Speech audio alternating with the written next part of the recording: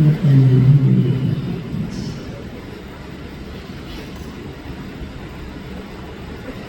जैसे ही वतन में गई तो ब्रह्मा बाबा शिव बाबा दोनों ही बहुत दूर दूर की यात्रा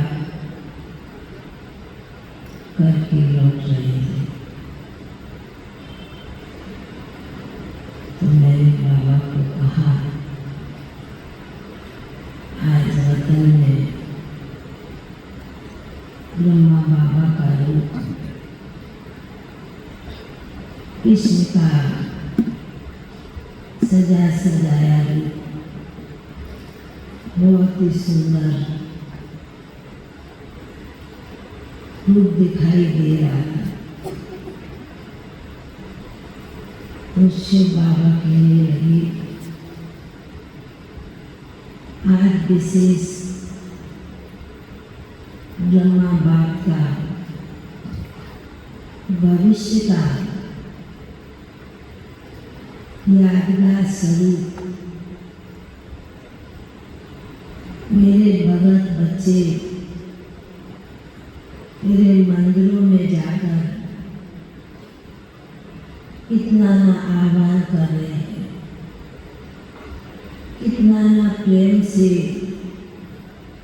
पुकार रहे हैं, याद करते हैं। तो आज बाबा सवेरे से ही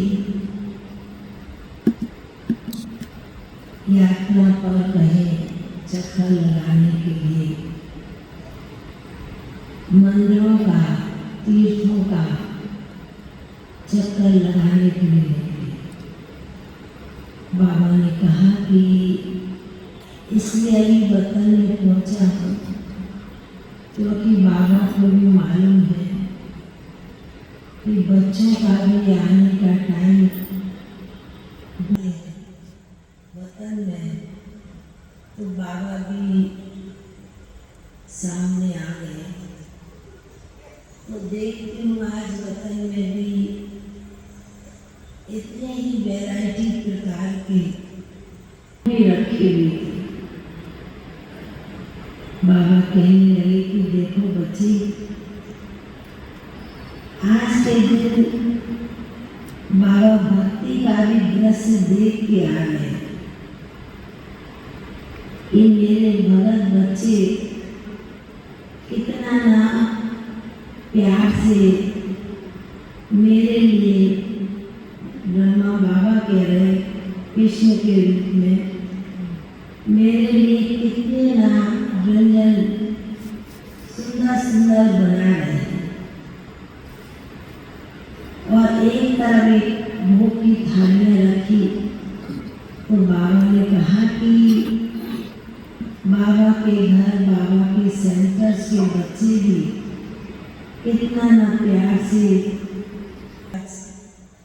कृष्ण के रूप में ब्रह्मा बाप को भी, शिव बाप को भी वो स्वीकार कराया। फिर बाबा ने एकदम से जैसे कि रास मंडल भक्ति का दिखाया करे कि बच्चे देखना, आज के दिन मेरे भगत बच्चे उपवास भी करेंगे, साथ में रास भी करेंगे और अपने मस्ती में, अपने धुन में खो भी जाएंगे कृष्ण को पाने के लिए। विशेष आज कृष्ण जन्माष्टमी, तो कृष्ण को पाने के लिए आज शिव बाबा को भूल जाएंगे। तो बाबा ने कहा कि इसलिए बाबा दृश्य देख रहे भक्ति का भी कि भगत बच्चे भी कितना ना प्यार से, कितना ना स्नेह से, कितना ना उमंग उत्साह से आज का दिन मनाते हैं।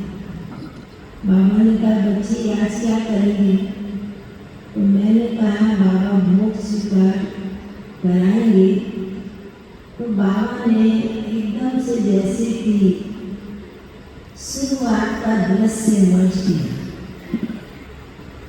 जो शुरू में संदेशियाँ जाती थी पतन में बाबा के पास दूर लेकर, तो बाबा ने जैसे कि एक तरफ दुनिया का रासमंडल और दूसरी तरफ बाबा ने एक दैवी परिवार का, दैवी घराने का रासमंडल तैयार किया।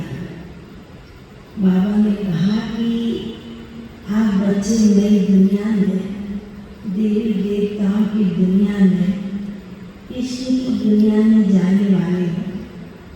तो बच्चे आज विशेष बाबा अपने बच्चों के लिए वतन में ही जैसे कि रासमंडल तैयार हो गया और सभी जैसे कि एकदम से मैं वो दृश्य को देख रही हूँ और देख करके बहुत मन ही मन में खुश हो रही हूँ कि कितना ना सुंदर वतन का दृश्य। और बाबा भी जैसे कि कृष्ण के रूप में ब्रह्मा बाबा थे और शिव बाबा साथ में साक्षी होकर के देख रहे। तो बाबा ने कहा कि आप बच्चों को सत्य में तो रास करेंगे